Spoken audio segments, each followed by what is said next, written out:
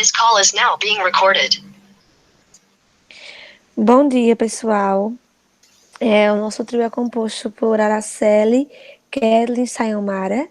Iremos apresentar o trabalho da disciplina de agrometeorologia e climatologia e ficamos com o tema de queimadas e desertificação. A queimada é uma antiga prática agropastoril que utiliza o fogo de forma controlada para viabilizar a agricultura ou renovar as pastagens. Já o incêndio florestal é o fogo sem controle que incide sobre qualquer forma de vegetação, podendo tanto ser provocado pelo homem quanto por causas naturais, como por exemplo os raios solares. As queimadas, elas são autorizadas pelo IBAMA, porém tem alguns critérios técnicos, como aceiros, que impedem a propagação do fogo além do limite estabelecido. E também, ao receber a autorização da queimada, o proprietário da área é instruído sobre a melhor maneira de executar aquele trabalho. Porém, em algumas situações, o IBAMA proíbe as queimadas, o que não impede que elas ocorram de forma ilegal, causando assim os incêndios florestais.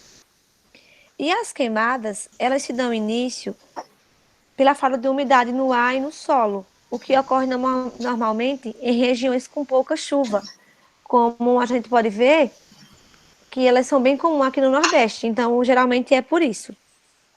E como a gente pode evitar os incêndios? Fazendo queimada somente com autorização do IBAMA e usando o controle, ou seja, fazendo o acero. Apagar com água o resto do fogo, para que não voe para a mata. Não jogar pontas de cigarro e também não soltar balões. Pode passar. As consequências das queimadas, de modo geral, são prejudiciais, tanto para o meio ambiente quanto para a saúde humana. De forma direta, as queimadas geram destruição ambiental dos biomas. Essa emissão de gás e fumaça também afeta o meio ambiente e contribui para o aquecimento global e o efeito estufa. Esses gases desequilibram a temperatura do planeta Terra, aumentando e promovendo diversos efeitos negativos, como desequilíbrio do ciclo de água, com a ausência de chuva em diversas regiões do mundo, e o aumento dos níveis do oceano. Com a diminuição de chuva, temos a diminuição de áreas de vegetação natural e, consequentemente, perda de biodiversidade, por exemplo, a fauna e a flora. Com a eliminação desses biomas, já aumento das áreas de deserto ou os processos de formação de deserto. Próximo. Focos de queimada no Brasil.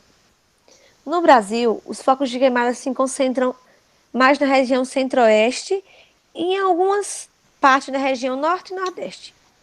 Durante os períodos de novembro a junho, ocorrem queimadas praticamente em todas as regiões brasileiras. Mas já nos meses de agosto e setembro são os períodos mais críticos. No Nordeste, ocorre um maior período entre outubro a janeiro. No Centro-Oeste e na região amazônica, nos meses de junho a outubro. Isso faz com que o aumento o efeito estufa aumente, trazendo mudanças climáticas e a ocorrência de secas prolongadas, facilitando assim os focos de incêndio. Próximo.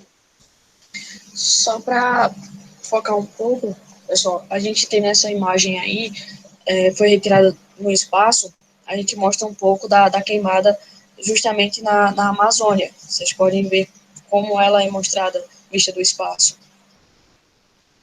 E aqui eu vou falar um pouco sobre os biomas, né, e principalmente os que são mais afetados desde o ano passado, justamente por conta das queimadas.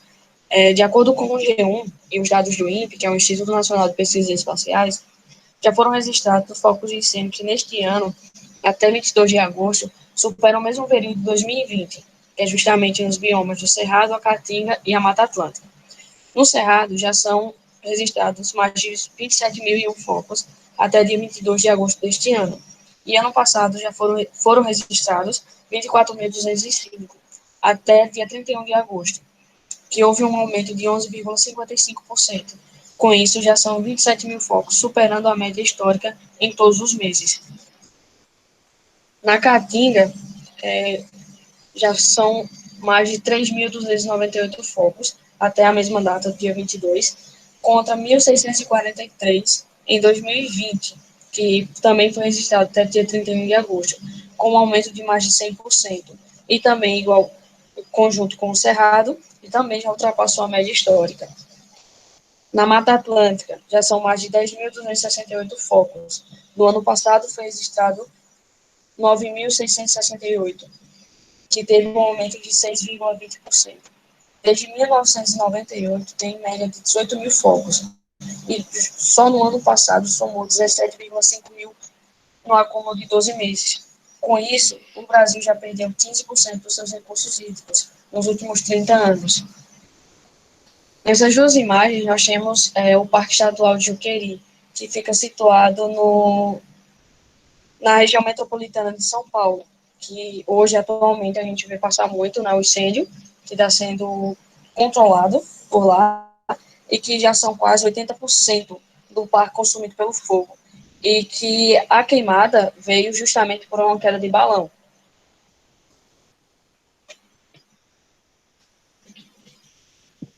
Bom dia. Vamos dar continuidade falando sobre desertificação. O processo de desertificação ocorre em regiões de baixa pluviosidade, envolvendo causas naturais e antrópicas. A desertificação é um processo de degradação dos solos pela seca excessiva e pela rápida perda de nutrientes, resultando na formação de uma paisagem correspondente à dos desertos. E é importante destacar também que esse fenômeno ele ocorre em regiões de clima árido, semiárido e subúmido, onde o processo de evaporação é superior ao de precipitação. A desertificação é uma perda progressiva da fertilidade do solo, pela destruição da sua estrutura e composição, o que não permite boas produções agrícolas nem a existência de uma vegetação. E como podemos ver nessa imagem, é um solo que está propício à desertificação.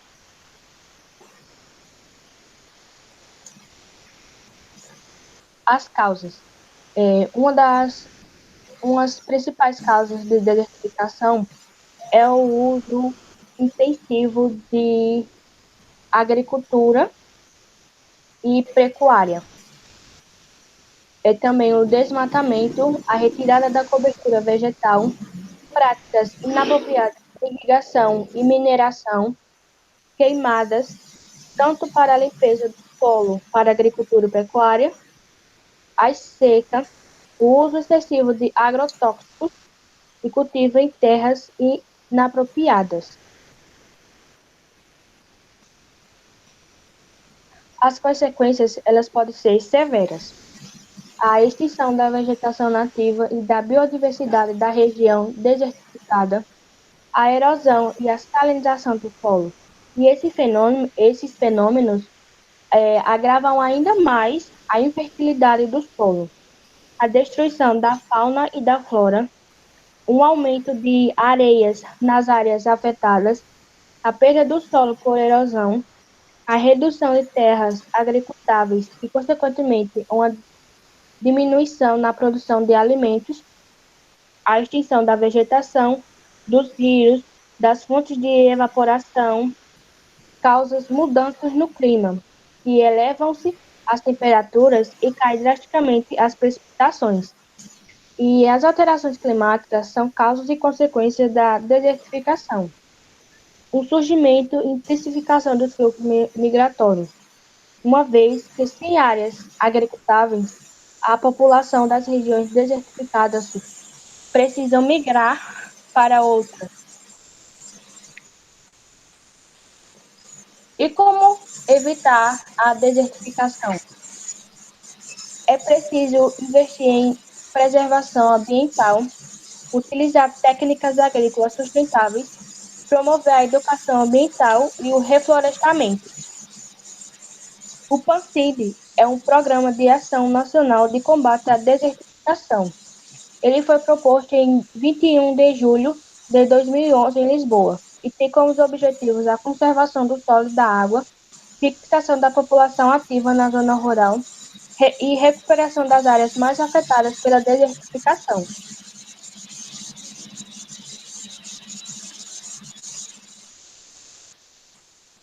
A desertificação no mundo e no Brasil.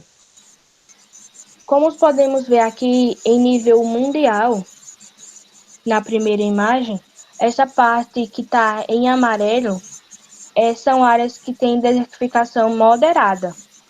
Em verde é severa, em vermelho é muito severo.